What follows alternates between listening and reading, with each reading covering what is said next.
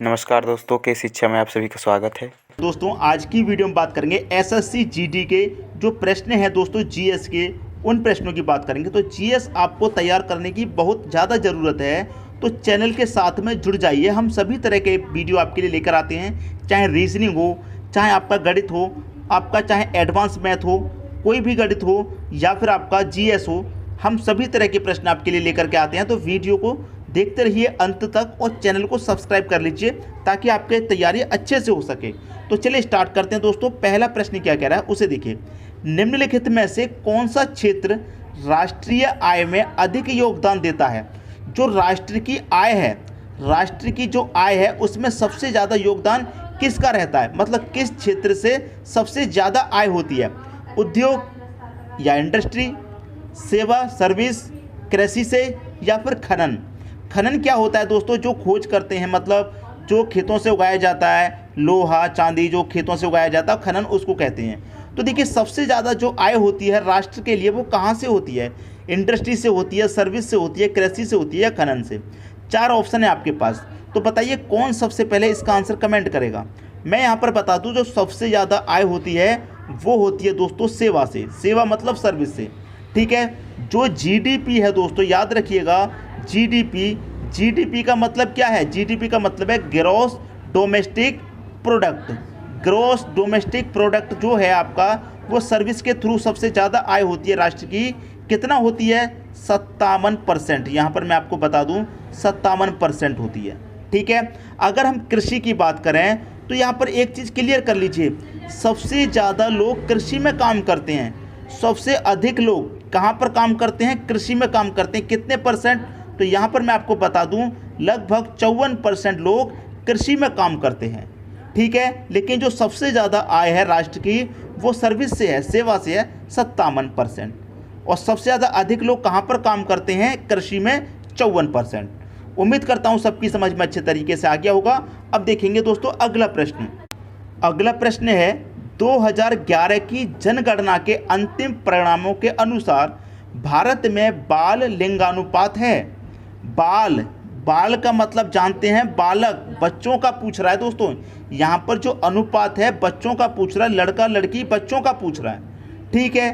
तो 4 ऑप्शन है दोस्तों, सबसे ज़्यादा यहाँ पर आपसे पूछा गया है, तो बता दीजिए।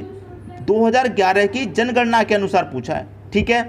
आपके पास 4 ऑप्शन है, 927, 924, 917 या फिर 914। क्या है आपके सबका सही आंसर?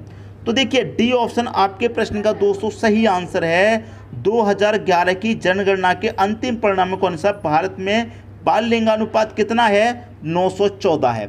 और याद रखिएगा सबसे कम, याद रखने वाली बात है, जो सबसे कम है वो कहाँ पर है? हरियाणा में है, याद रखिएगा। और सबसे अधिक पूछे कि सबसे अधिक कहाँ पर है, सबसे ज़्यादा या सबसे अधिक कहाँ पर है दोस्तों? तो केरल में है, ठीक है। सबकी समझ में बात आ गई, प्रश्न अच्छे से आ गया होगा। अब देखेंगे अगला प्रश्न। अगला प्रश्न है किस पहाड़ी प्रदेश में सर्वाधिक वर्षा होती है? 4 ऑप्शन है आपके पास, गारो, खासी, जैंतिया या फिर मिज़ो। इन 4 में से आपका एक आंसर होगा। कौन सा आंसर होगा वही आपको बता देना है। देखिए किस पहाड़ी प्रदेश में सर्वाधिक वर्षा होती है, जो सबसे अधिक वर्षा होती है वो वाला आपको बता देना है कि किस पहाड़ी प्रदेश में होती है।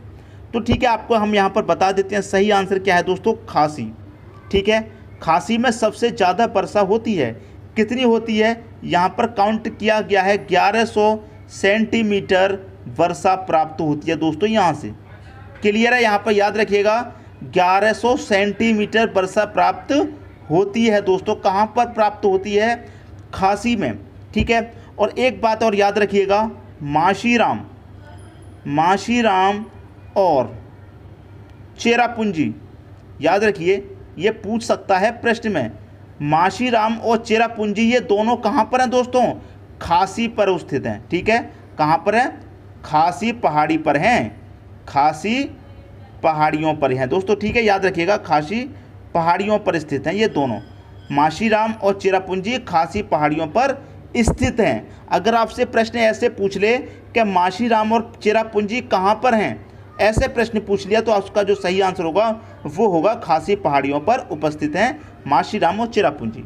ठीक है, क्लियर हुई बात। अगर प्रश्न ऐसे भी पूछ सकता है कि किस पहाड़ी प्रदेश में सर्वाधिक वर्षा होती है, ये तो मालूम पड़ गया खांसी, लेकिन कितने सेंटीमीटर तक होती है या ये भी पूछ सकता है, तो 1100 सेंटीमीटर वर्षा प्राप्त होती है यहाँ से।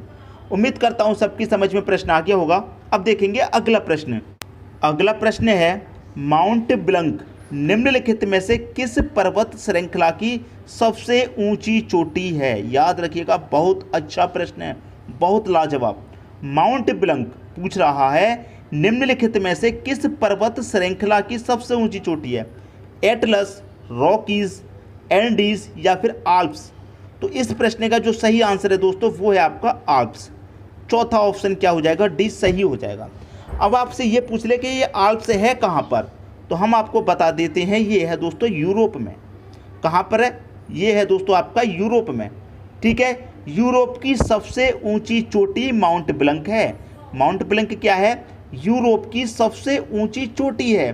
ठीक है, और इसकी जो हाइट है, इसकी दोस्तों मैं आपको हाइट बता दूं, इसकी जो हाइट कितनी है?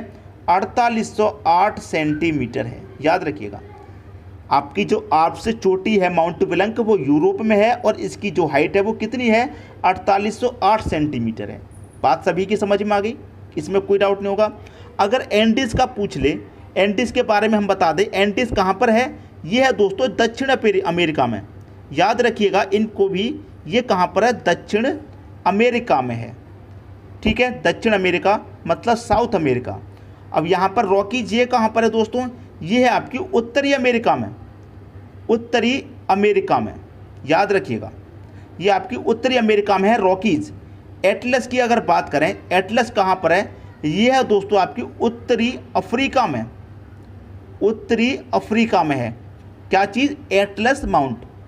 तो सभी प्रश्न सभी समझ में आ गया होगा, पूरा प्रश्न सबकी समझ में आ गया।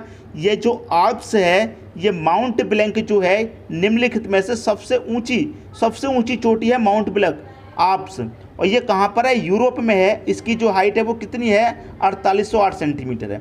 एक बात और हम आपको बता दें, ये 8 देशों में फैली हुई है दोस्तों। ये जो चोटी है ना, ये 8 देशों में फैली हुई है। यूरोप में 8 देशों में दोस्तों फैली हुई है, ये याद रखिएगा। अगर ये भी पूछ ले कि जो माउंट ब्लैंक सबसे ऊंची चोटी है ये कितने देशों में फैली हुई है, तो 8 देशों में। क्लियर हुई बात? सबकी समझ में प्रश्न आ गया। अब देखेंगे अगला प्रश्न। अगला प्रश्न है आपका, सदाबहार किस्म के वन कहाँ पाए जाते हैं?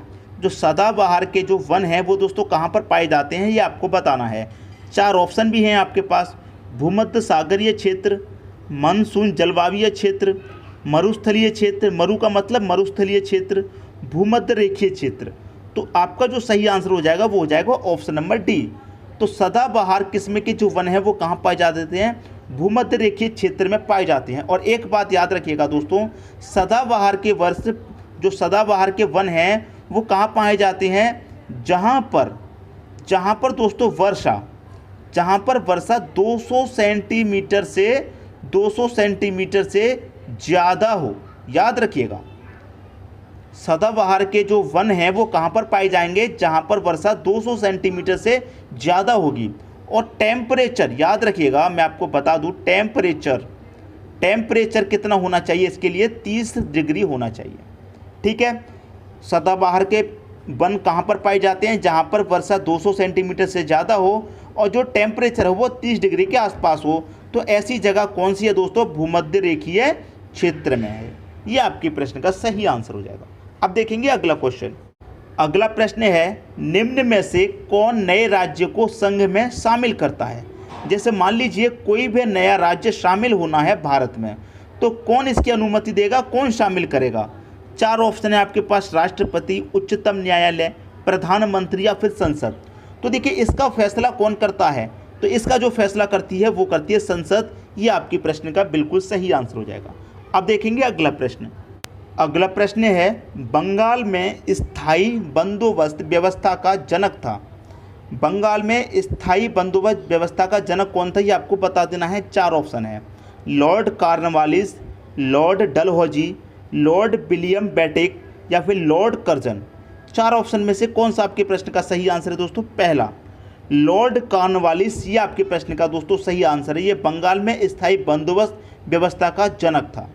बात आ गई दोस्तों सभी की समझ में, प्रश्न आ गया। अब देखेंगे अगला प्रश्न। अगला प्रश्न है, अखिल भारतीय मुस्लिम लीग की स्थापना किसके द्वारा की गई थी? अब इस प्रश्न का आंसर भी अगर आप नहीं बता पाए तो फिर आपकी तैयारी कैसी चल रही है आप खुद जान सकते हैं, क्योंकि बहुत बार पूछा गया प्रश्न है ये, बहुत बार। अखिल मुस्लिम लीग की स्थापना किसके द्वारा की गई थी? बहुत बार पूछा गया प्रश्न। कितनी बार की गई थी, मतलब किसके द्वारा की गई थी और कहाँ पर की गई थी, ये पूछा जाता है, बहुत बार पूछा गया प्रश्न। इसका आंसर तो आपको पता होना चाहिए। मौलाना अहमद अली के द्वारा, मोहम्मद अली जिन्ना, आगा खान, हकीम अजमल खान। तो इस प्रश्न का जो सही आंसर है वो है दोस्तों आगा खान। क्लियर? आगा खान। अखिल भारतीय मुस्लिम लीग की स्थापना किसके द्वारा की गई थी? आगा खान के द्वारा की गई थी। अब ये भी पूछ सकता है कि कब की गई थी, तो दोस्तों 1907 में की गई थी। अगर ये पूछ लिया कहाँ की गई थी, तो ढाका में की गई थी। और ये ढाका दोस्तों कहाँ पर है? आप जानते हैं बांग्लादेश में है। ठीक है, सबकी समझ में बात आ गई। तो कुछ भी पूछा जाएगा प्रश्न का जवाब आप देकर ही आएंगे। मैं उम्मीद करता हूँ जितने भी प्रश्न कराए हैं सभी आपको बहुत अच्छे तरीके से समझ में आ गए होंगे। ठीक है दोस्तों, वीडियो देखने के लिए आपका बहुत बहुत धन्यवाद।